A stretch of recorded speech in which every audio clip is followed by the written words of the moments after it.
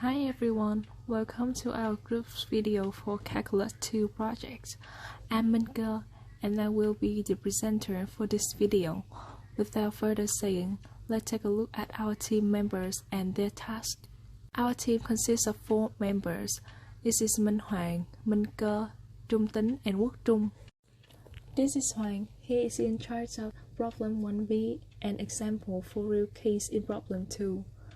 This is me, Cơ. My responsibility is making PowerPoint, video and presenting.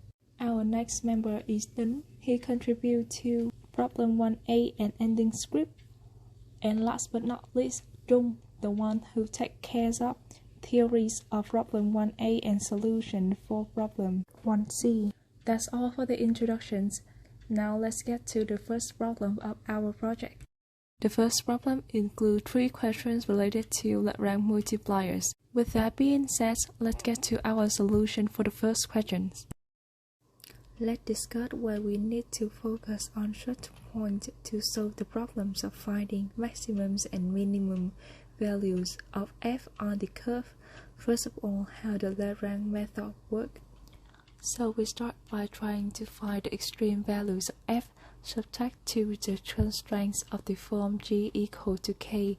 In other words, we seek the extreme values of f when the point x and y is restricted to lines on the level curve g equal to k.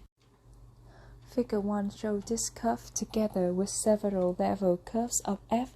These have equation f equal to c, where c's are equal to 7, 8, 9, 10, or 11. To maximize f subtracted to g equal to k is to find the largest values of c, such that the levels of curve f intersect g equal to k. It appears from figure 1 that it happens when the curves touch each other. This is when they have a common tangent line. Otherwise, the values of c could be increased further. This means that the normal lines at the point x0 and y0 where they touch are identical, so gradient vectors are parallel. This is double f equal to lambda g for some scalar. Notice method does not tell whether a solution is a min or a max.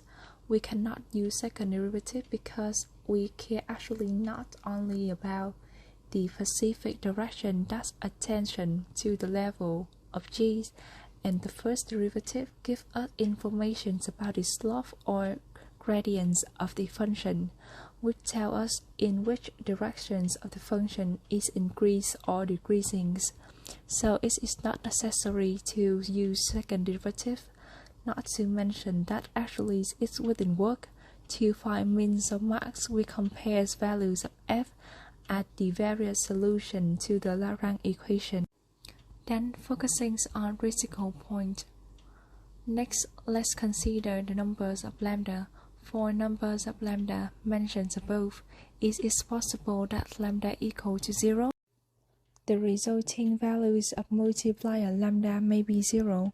This will be the case when an unconditional stationary point of the function happens to lie on the surface defined by constraint, or in other words, if constraint is not binding, then the multiplier will be 0.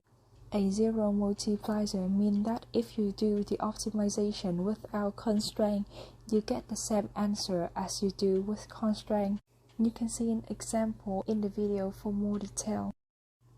As you can see, there is 4 equations that we need to solve. Since the first 3 equations all have lambda, they are all equal. So we have got 2 possibilities here, assuming that z equal to 0. In this case, we can see from either equation 1 or 2 that we must then have lambda equal to 0. From equation 3, we see that this means that x, y equals 0. This in turn means that either x equals 0 or y equals to 0. So we have got 2 possible cases to deal with there. In each case, 2 of variable must be 0. Once we know this, we can plug into the constraint equation 4 to find the remaining value. So we have got 2 possible solutions, 0, 1, 0 and 1, 0, 0. Now let's go back and take a look at other possibility, y equal to x. We also have two possible cases to look at here as well. This first case is x equal to y equal to 0. In this case, we can see from the constraint that we must have z equal to 1. And so now we have a third solution. The second case is x equal to y, but different from 0. Let's set equation 2 and 3 equal. Now we already assume that x is different from 0, and so the only possibilities is that z equal to y. However, this is also mean that x equal to y and z. Using this in the constraint give us the next solution is 3 variable equal to 1/3. So we got 4 solutions by setting the first two equations equal. To completely finish this problem out, we should properly set the equation 1 and 3 equal, as well as setting equation 2 and 3 equal to see what we get. Both of these are very similar to the first situation that we look at, and we will leave it up to you to show that in each of these cases we will drive back in 4 solutions that we already found. So we have 4 solutions that we need to check in the function to see whether we have minimums or maximums. So in this case, the maximum occurs only once, while the minimum occurs 3 times. So we will apply the Lagrange method to solve the function f with the constraint g. Firstly, we will take the derivative of the function f with respect to x and respect to y. Then we also take the derivative of the constraint g with respect to x and y. Then we will apply the Lagrange method. So after apply the Lagrange method, we will have 3 equations. From equation 1 and 2, we will get as it shows in the video. Then we substitute to the equation 3 and we have the fx. Then we take the derivative of the fx and then we get that x equal to 0 or x equal to 8.83 or x equal to minus 0.386. So we can have the tables of variation as shown in the video.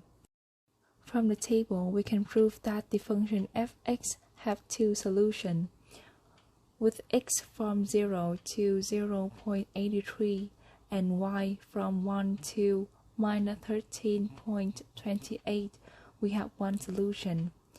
And for x from 0.83 to plus infinity and with the y's always increase, we have more than 1 solution.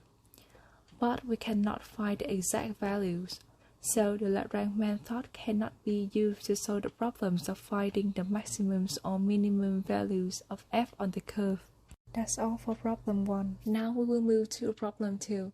Discuss a real-life problem that requires the use of a concept studied in our subject. Being a compulsory subject in many fields, calculus no doubt plays a significant role in functioning our daily life. Calculus provides us with the tools necessary to solve complex optimization problems that arise in fields such as economics, engineering, and physics. Many today work requires optimization so as to achieve the highest possible profit.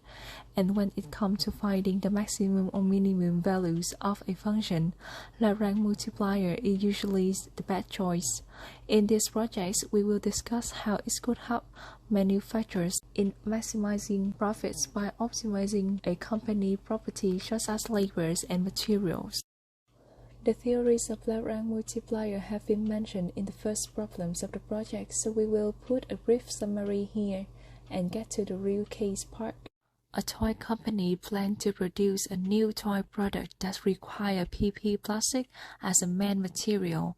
Workers there get paid $20 per hour of working, and the cost for PP plastic is $120 per ton. Suppose that the company revenues are defined by a multivariable equation as shows. The question is where x represents labor hours and E represents tons of PP plastic. Its budget of the companies is $400,000. Calculus is maximum possible revenue.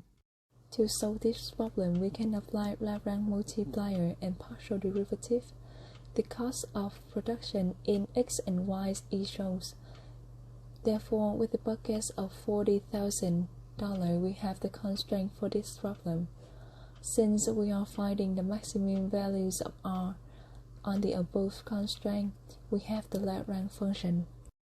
Taking the partial derivative of L with respect to three variables and set them equal to 0, we obtain the following system of equations, solving the above system giving us. The results suggest that this company should employ roughly 1,333 hours of labor and purchase around 111 tons of plastic in order to achieve the maximum revenues of R. This is the end of our presentation for the given Calculus 2 problems. Through this video, we hope that you can gain a better insight in how to Lagrange multipliers as well as the other relatable calculus methods work, their theories, formulas, and how applicable they are in our real life. Finally, we would like to express our appreciation to you for paying attention throughout our videos. Thank you and goodbye.